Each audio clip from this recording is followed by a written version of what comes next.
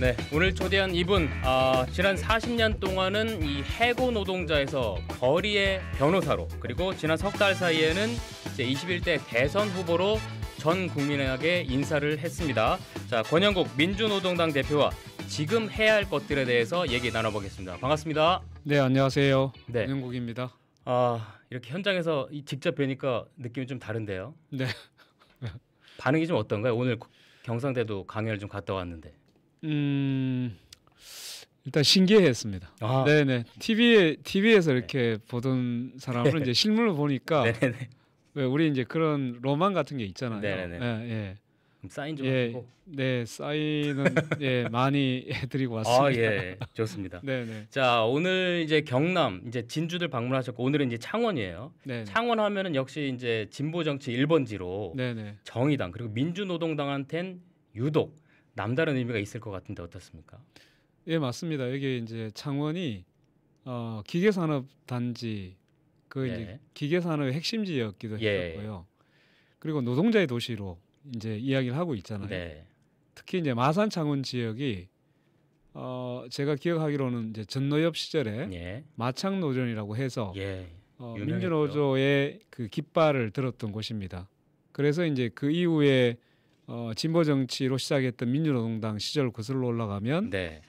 이 지역에서 창원 지역에서 이제 그 권영길 의원이 배출됐고 예. 그 이후에 이제 노회찬 의원 또 여영국 의원. 의원까지 네. 배출된 네. 진보 정치의 매우 메카 이런 곳이기 때문에 네. 특히 이제 저는 저도 이제 노동자 정치를 매우 중요하게 주장했던 사람으로서 네. 이곳은 이제 우리 정치하고 매우 긴밀하게 연결되어 있다고 보고 있죠. 네. 참고로 아까 말씀하신 의원들이 다 당선이 됐었잖아요. 네네. 이 뉴스파다가 당선 맛집입니다. 네. 여기 나오면 당선되는 거예요? 그렇습니다. 네. 이현주 의원, 뭐 허성무 네네. 의원 다 여기 나왔다가 당선이 됐고. 네. 다음에 그럼 한 번 더. 저도 기대를 해볼까요? 자, 이제 대선 얘기 잠깐 했는데 네네. 이 최종 득표율을 보면 0.98%였어요. 네네. 이게 34만 표였죠. 네네. 근데 경남에서는 1%. 그러니까 전국보다는 조금 좀 더 높았어요. 네네. 그러니까 표로 치면 한 2만 1,800표 얻었는데 네. 유권자들 지지해준 분들한테 한 말씀 하신다면. 평균을 넘겨주신 우리 유권자 분들께 네. 특히 이제 경남 유권자 분들께 진심으로 감사를 드립니다. 네. 다만 이제 그 우리가 애초에 이번 대선에서 우리가 이제 진보 정치가 그동안 계속적으로 갈라지고 분열되어 왔던 이런 이제 여러 가지 어려움을 겪었거든요. 그래서 이번 이제 대선에서는 이제 진보 원외에 있던 진보 3당, 노동당, 녹색당, 정의당 그리고 이제 독자적인 진보 정치를 계속 이어가자라고 했던 여러 시민사회 단체 또 노동조합 중에서 산별노조 대표자들이 여러 이제 한 14개 단체가 같이 연대해서 선거를 치렀거든요. 그래서 이제 이번에는 공동 대선을 치르는 과정이었고 또 이제 사람들로부터 상당히 이제 주목을 받기 시작했었습니다. 그래서 최소한 다음 이제 TV 토론에 나갈 수 있도록 3%는 일단 확보를 하자라는 것이 목표였는데 거기서 좀 많이 미달됐죠. 살짝 이제 실망이 되긴 했는데 그럼에도 불구하고 또 상당 부분 이제 이번 선거가 내란 세력에 대한 이제 심판 선거. 그래서 이제 상당히 양당 구도가 이제 두 개로 그 표심이 갈라질 수밖에 없는 구도였기 때문에 오히려 이제 1%라고 하더라도 매우 그 어려운 과정에서 표를 주신 것으로 저희들이 알고 있고 실제로 이제 그렇게 자신들이 정말로 힘들게 찍었다 이런 얘기를 들었을 때 정말 고맙다는 생각이 들었습니다. 네네. 감사하다는 말씀 네네. 하셨네요. 댓글에도 지금 권영국 후보를 응원하는 글들이 지금 올라오고 있는데 너무 현명하신 분이시더라고요. 찍어드리고 싶었어요. 정말로 이런 얘기. 찍어드리고 싶었구나. 실제 찍은 게 아니라 이런 아쉬움이 많잖아요. 네네. 혹시나 내란 세력 때문에 표를 주고 싶지만 주지는 못했다 이런 분들도 많았고 제가 이제 그 출구조사 끝나고 난 뒤에 그때 이제 한번 편지를 몇 통을 받았는데 그런 마음들이 절절하게 녹아 있었습니다. 네. 그러니까 이제 마음은 권영구 후보에 가 있는데 네. 또 다시 이제 윤석열과 같은 네. 이런 이제 정권을 마주하게 네. 됐을 때 우려. 그렇구나. 그래서 네. 미안하지만 못 찍어서 미안하다. 후원금 보낸다. 후원금으로 대신. 이제 그러면서도 우리의 삶을 바꾸기 위해서는 네. 이제 권영구 후보가 주장하는 그런 공약, 정치가 필요하다. 그래서 나는 끝까지 소신을 지킨다, 찍었다 이렇게 예, 그런 이제 두 종류의 어떤 네, 편지를 그렇군요. 받았었습니다. 네. 자, 그렇게 대선이 끝나서 이제 이재명 대통령이 이제 취임하고 출범을 했습니다. 이재명 네네. 정부.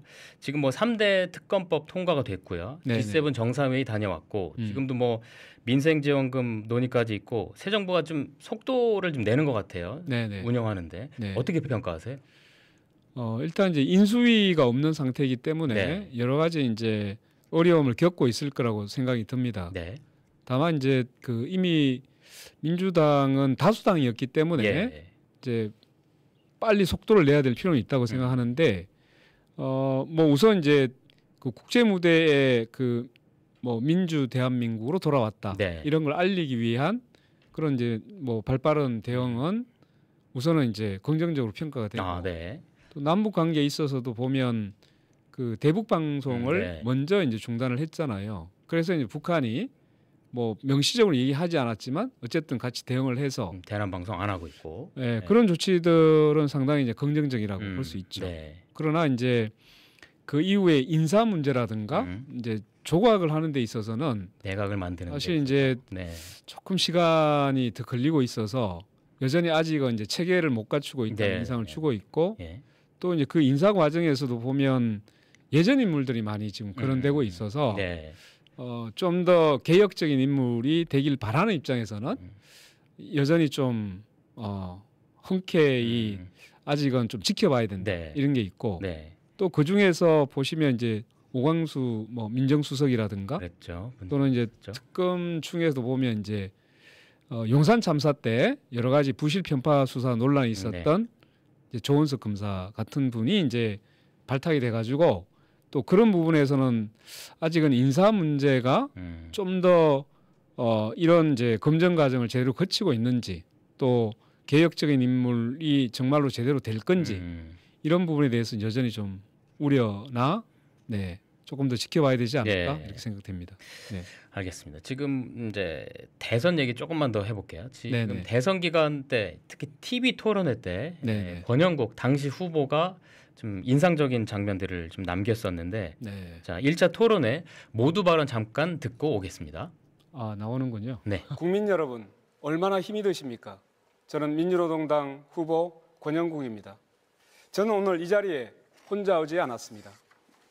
차별과 불평등에 맞서 싸워온 수많은 목소리를 담아 이 자리에 섰습니다. 노동자, 농민, 자영업자, 여성, 성소수자, 장애인, 그리고 이주민들 이들의 삶이 더 이상 밀려나서는 안 됩니다. 열심히 일해도 가난하고 갈수록 주변으로 밀려나는 이 불평등한 세상 이대로 방치해서는 안 됩니다. 네, 저게 1차 토론회 때 모두 발언이었는데 저 때 네거티브가 너무 심해서 권영국 후보 없었으면 정책 얘기 나오지 않았을 거다라고 이런 평가도 있었고 그런데 글쎄요, 좀 그때 못다한 얘기가 있다면 제가 중간에 이제 이런 얘기를 많이 했어요. 여기가 법정인 것 같다 이런 표현도 썼고 또는 또다시 진흙탕 싸움으로 또 시작하시는군요. 뭐 어떤 경우는 좀 자중하시기 바랍니다. 이런 이제 표현도 썼는데 이게 이제 1차 토론 때보다 2차 토론, 3차 토론으로 갈수록 훨씬 더 이제 상대방에 대한 그 비난, 공세 그리고 이제 뭐 예를 들면 이제 김문수 후보 같은 경우는 아예 이제 공소장을 들고 나온 것처럼 그냥 범죄 제명을 쭉 읽으면서 계속적으로 이제 그 시간들을 다 소비하고 있었거든요. 그러다 보니까 실제로 이제 우리가 대선이라는 것은 물론 이제 그 평가가 필요하죠. 그 후보에 대해서 전공법으로 당신이 정책을 이런 걸 제대로 할 수 있냐 없냐. 그다음에 지금까지 보여온 태도에 의하면 민주주의를 제대로 수호할 수 없다라든가 이런 방식이 아니라 개인적인 어떤 뭐 사적인 비위 문제 중심으로 해가지고 계속적으로 하다 보니까 정책적인 토론이 현실적으로 어려워진 거죠. 그때 느낌이 이런 거였습니다. 마치 화성에 와 있는 듯한 느낌. 그래서 공중으로 뭔가 왔다 갔다 하는데 저거를 계속적으로 개입을 할 수도 없고, 그래서 굉장히 답답했는데 특히 이제 우리가 정치 개혁이라든가 개헌 문제, 또 기후 문제, 또 이제 경우에 따라서는 뭐 국민연금이나 의료 문제 이런 게 이제 주제로 들어왔는데 계속 딴 얘기하고 있어가지고 그래서 야 이게 대선 토론이 맞나 하는 정도로 저도 되게 좀 자괴감이 느껴졌던 느낌이 있었습니다. 네. 특히 이제 3차 토론회 때 더 많이 이슈가 됐던 특히 이준석 후보의 그 문제 발언이 있었잖아요. 그때 이준석 후보나 아니면 캠프에서 별도의 뭐 사과라든가 뭐 입장이나 이런 게 권 후보 측에 있었나요? 이준석 후보는 자기가 무엇을 잘못하고 있는지도 잘 모를 거예요. 그러니까 사과가 있을 리가 없죠. 네네. 그리고 마치 뭐 인용한 게 뭐가 잘못이냐 이런 이제 태도를 취했던 거죠. 그러니까 인용한 것을 탓하게 게 아니라 원래 그 문제를 이야기해야 되지 않냐 이런 식의 이제 변명 중심으로 갔던 것이고요. 근데 이제 결과가 나왔잖아요. 그때 아마 이준석 후보 쪽은 두 자리를 넘길 거라고 생각했는데 그게 두 자리가 빠졌어요. 그러니까 이제 그때서야 후회한다는 이제 식의 얘기를 했는데 그것은 자신의 잘못을 정확하게 반성하고 사과한 게 아니라 표가 보고. 빠졌으니까 그게 후회스럽다. 그래서 아직도 자신이 무엇을 했는지를 잘 알고 있는지는 잘 모르겠어요. 알겠습니다. 자, 그러면 이제 이준석 당시 후보 얘기는 여기까지만 하고 자, 지금부터는 이제 사회운동가 권영국에 대해서 좀 알아보도록 하겠습니다. 지난 저희가 영상을 준비했는데 5월 14일에 있었던 영상인데 잠깐 보고 오시죠. 내 이놈! 조용히 하지 못할까? 감히 전쟁 범죄의 피해자를 모욕해? 너희들이 인간이야! 양심을 가진 인간이냐 말이야! 그리고 경찰에게 이야기합니다. 집회를 방해하고 있는 저 인간이야 자들을 왜 방치하고 있는 건가? 당장 집회 시위 법률 위반으로 현행범으로 체포하라! 저게 수요 시위였었죠. 그리고 일본군 위안부 피해자 이제 생존자를 비하하는 극우 활동가들한테 호통을 친 거였었잖아요. 그때 이용수 할머니가 저 집회에 참여하고 계셨어요. 그럼 직접 들으셨겠네요. 제가 그 옆에서 피켓을 들고 있는 그 문구를 보면서 정말로 경악하고 저도 엄청난 모욕감을 가졌죠. 이렇게 어떻게 보면 노동자나 이 사회적 약자들에 대한 이 혐오나 조롱은 여전히 계속되고 있는 것 같아요. 뭐 산업재해도 마찬가지고. 그러면서 다시 계속 거리로 나가는 그 동력은 뭘까 궁금했습니다. 뭐 저는 이제 한 30-40년 동안 노동 현장도 있었고 노동조합 해고자 출신이기도 하고 그 이후에 이제 변호사가 되고 난 뒤에도 계속 이제 노동 변호사로 또 이제 인권 변호사로 쭉 생활해 왔는데 우리 사회가 시간이 지나면서 더 발전할 거라고 생각했거든요. 그런데 오히려 차별과 배제, 혐오 이런 현상이 더 도드라지기 시작하고 있는 거예요. 훨씬 더 심해졌습니다.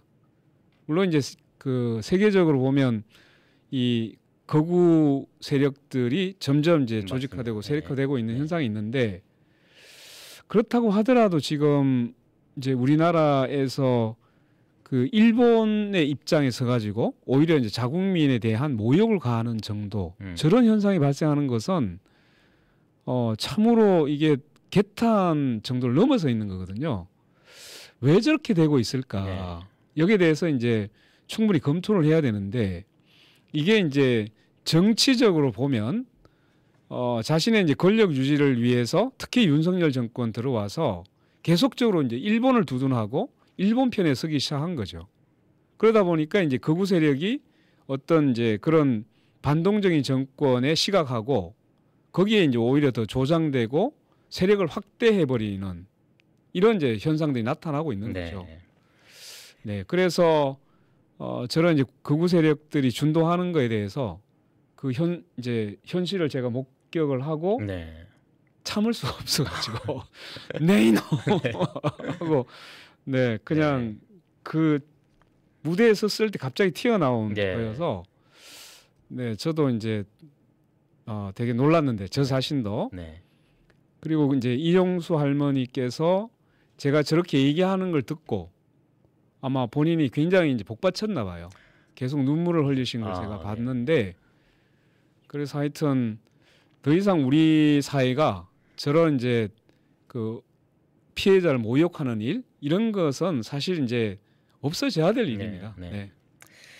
알겠습니다. 대통령실이 국민추천제를 지난 일주일 네네. 동안 했었잖아요. 네네. 근데 거기에 권영국 당시 후보를 노동부 장관으로 추천하는 경우도 적지 않았다고 하는데 만약에 이런 질문 괜찮을지 모르겠는데 만약에 노동부 장관이 된다면 뭘 먼저 하고 싶으세요? 예, 제가 아마 TV 토론에 가서 이제 노동 문제를 많이 이야기를 했습니다. 네. 노동시장 이중 구조도 이야기하고 또 노동에서의 불평등 문제가 결국 우리 사회의 불평등의 매우 핵심적인 문제이다라고 얘기를 하니까 아마 다른 분들이 저 사람 이제 노동 정책하면 잘하겠다. 네. 이렇게 해서 이제 추천을 해주신 걸로 알고 있습니다. 네. 저는 뭐 그런 추천에 대해서는 당연히 감사 인사를 드리고 다만 이제 제가 정당의 대표이기 때문에 개인적으로 뭔가를 이제 선택할 수 있는 건 아니잖아요. 그러니까 적어도 이제 우리가 정당의 대표이고 이제 그리고 민주당이라고 하는 지금 집권 여당이기 때문에 기본적으로는 뭐 이게 연정내각이라는 형식으로 취해지든지 이런 방식이 되어야만 정치적으로 실제 실현 가능성이 있는 거잖아요. 단순히 이제 개인을 빼가는 식으로 그렇게 앉히는 것은 정당의 어떤 이제 상호간의 관계를 봤을 때는 저희들의 정체성을 가지고 이제 추구해야 될 문제하고 이런 게 이제 개인적으로 개최할 수 있느냐 하는 문제에 있어서 상당히 좀 고민이 필요하다라는. 만약에 된다면 뭐 하고 싶으세요? 어떤 거 딱 하나만 간단히. 저요? 예. 대통령 하고 싶죠. 장관은 패스. 아닙니다. 이제 그것보다는 사실 이제 저도 예전에는 그 노동 정책을 한번 총괄해서 정말로 이제 노동 3권을 제대로 한번 보장할 수 있도록 법 제도를 개편하고 노동 현실을 바꾸고 싶다는 열망은 가지고 있었죠. 알겠습니다. 네네. 그걸로 대답을 대신하는 걸로 하겠습니다. 자, 마침 오늘 하나오션 김영수 지회장, 하청노조의 김영수 지회장이 이제 고공농성을 해제했습니다. 네네. 특히 이제 권영국 대표는 지금 화면에 나오고 있는데 네. 저 현장을 대선 선거운동 첫날 저 현장을 방문했었잖아요. 그래서 굉장히 남다를 것 같은데 어땠습니까? 네, 오늘 제가 여기 진주 창원을 내려올 일이 없었으면 마땅히 가 있어야 될 장소이긴 한데 정말 눈물겨운 저 농성장이었어요. 그러니까 이미 저는 이제 뭐 대선이 시작되기 전에도 저 현장의 농성장 처음 시작할 때부터 가서 이제 기자회견도 하고 하나오션을 이제 향해서 이 문제를 빨리 해결하라 이런 이제 촉구를 굉장히 많이 했거든요. 그리고 이제 실제로 그 우리가 내부 경선이 있을 때도 내부 경선 출마 기자회견을 바로 저 밑에서 했어요. 그리고 이제 본선거가 이제 시작됐을 때 저도 이제 저 위에 직접 눈높이 맞추어서 이야기를 하는 게 도리겠다라고 해서 그래서 바로 저 스카이차를 타고 저기 올라가서 우리 김영수 지회장하고 같이 이야기를 하면서 그동안 버텨주셔서 고맙다.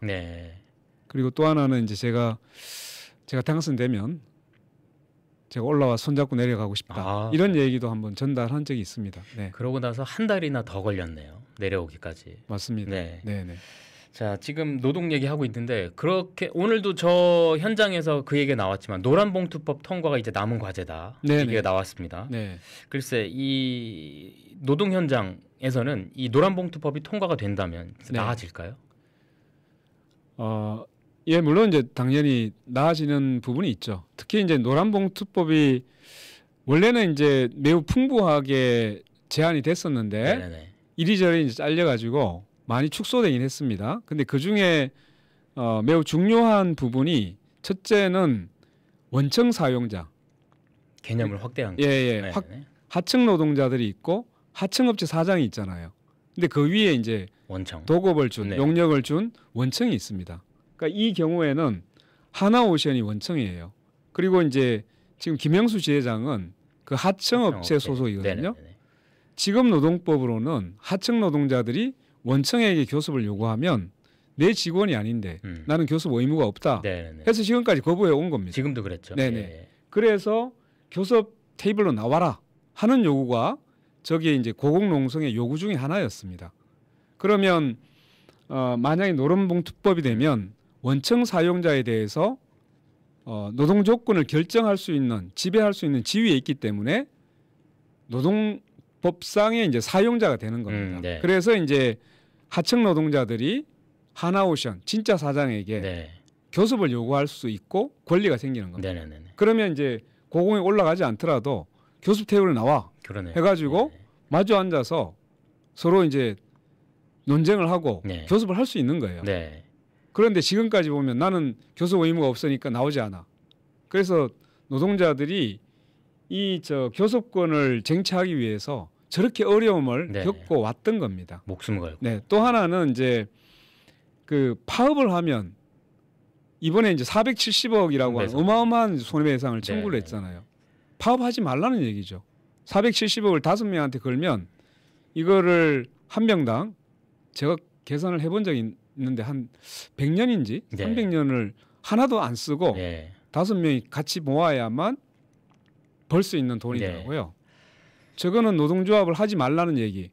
아예 헌법상에 있는 노동상권 중에 파업권을 행사하지 말라는 얘기가 똑같거든요. 네. 그래서 이제 손해배상을 제한하는 두 가지가 매우 중요한 사항으로 들어가 있는 법입니다. 네.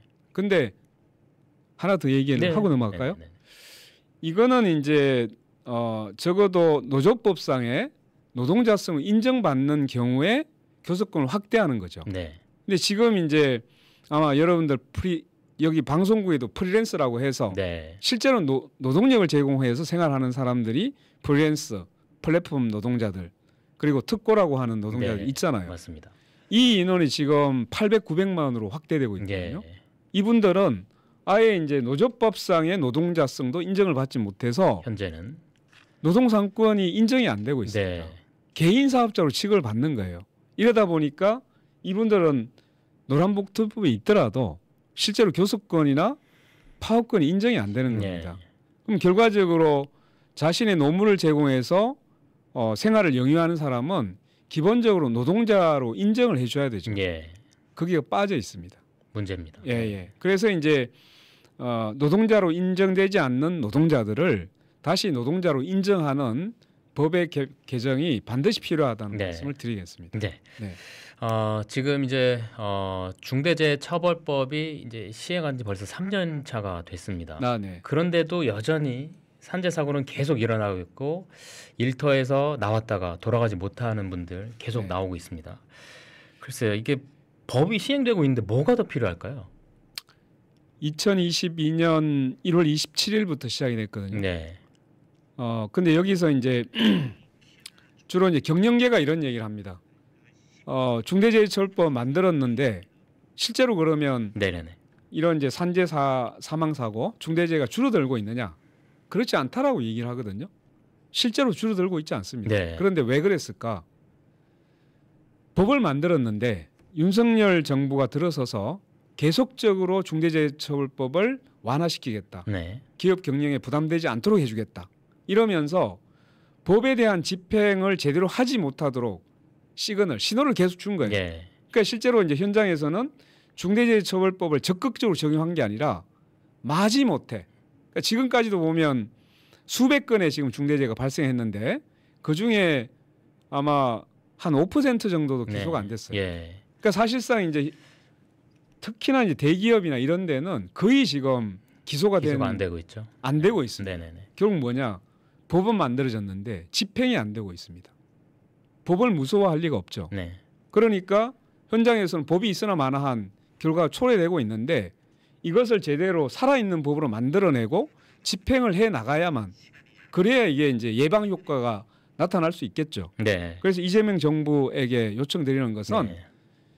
적어도 중대재해처벌법 그리고 개정된 산업안전보건법을 제대로 엄정하게 집행을 하라. 그리고 나서 평가하라. 이게 이제 엄정하게 하면 아마 경영 책임자들이 스스로가 그 책임을 이제 처벌받아야 되잖아요. 네. 처벌 안 받으면 어떻게 해야 돼요? 예방을 해야죠. 네. 네. 자, 또 다른 소수자에게 좀 얘기를 해볼까요? 퀴어 퍼레이드 지난 주말에 있었는데 여기도 현장 갔다 오셨잖아요. 네네. 네. 자, 최근에 그 김민석 총리 후보가 이 차별금지법을 두고서 네. 사회적 대화가 더 필요하다 이렇게 얘기했어요. 어떻게 보십니까? 그건 제가 TV 토론 할 때도 네. 그때 이제 이재명 후보 시절이었잖아요. 네네네. 제가 질문을 던졌습니다. 그리고 이제 이게 1997년부터 김대중 총재께서 네. 차별금지법을 만들어야 된다, 만들겠다라고 네. 그때부터 약속을 해요. 그러니까 그때로부터 28년인가 지났습니다. 그런데 28년 동안 사회적 합의를 했잖아요. 네. 그리고 이제 노무현 대통령도 정부 시절에 그리고 문재인 정부 시절에도 계속적으로 차별금지법을 발의를 했어요. 28년이면 거의 충분하다. 강산이 3번 바뀔 네네네네. 때 동안 계속 사회적 합의를 해왔잖아요. 네. 근데 무슨 또 사회적 합의가 네. 필요합니까? 이제 결단이 필요한데 사회적 합의라고 하는 것은 결과적으로 법을 제정하는 것을 핑계를 대고 있다는 것으로만 보여집니다. 알겠습니다. 네네. 시간이 많지 않아서 마지막으로 자 진보정당이 지난 총선에서 아주 성적표가 안 좋았었습니다. 네. 자 쇄신책 뭐가 있을까요? 마지막으로 짧게. 네, 짧게. 네. 이번 대선에서 상당히 이제 주목해주기 시작했습니다. 네. 저희들이 이제 갈라지지 않고 진보 정치가 하나로 뭉쳐서 우리가 보수 정당이 하지 못하는 사회적 약자, 소수자들 목소리를 전격적으로 대변하기 위한 총력을 기울이겠다라는 네. 말씀을 드리고요. 네. 또 하나는 진보 정치가 이제 보수와 진보의 양나 좌우가 날 수 있도록 네. 진보 정치에 네. 대해서도 그리고 민주노동당에 대해서도 네. 관심과 지지를 꼭 부탁드리겠습니다. 알겠습니다. 네. 자 권영국 대표 당시 후보가 얻은 0.98%를 지지율을 놓고서 진보 정치의 주춧돌이다 이런 평가도 있습니다. 네, 주춧돌이신 만큼 앞으로도 더 단단해지셔야겠죠. 네, 그렇게 지금 각오를 다지고 네. 있습니다. 네. 다음에도 이 노동자나 소수자 문제에 대해서 꾸준히 발언해 주시고 기회가 되면 또 나와 주시고 뉴스바다에 경남에 네. 방문이 있을 때 네. 꼭 연락을 드리겠습니다. 알겠습니다. 오늘 말씀 감사드리고요. 권영국 민주노동당 대표와 함께했습니다. 오늘 말씀 고맙습니다. 네, 감사합니다.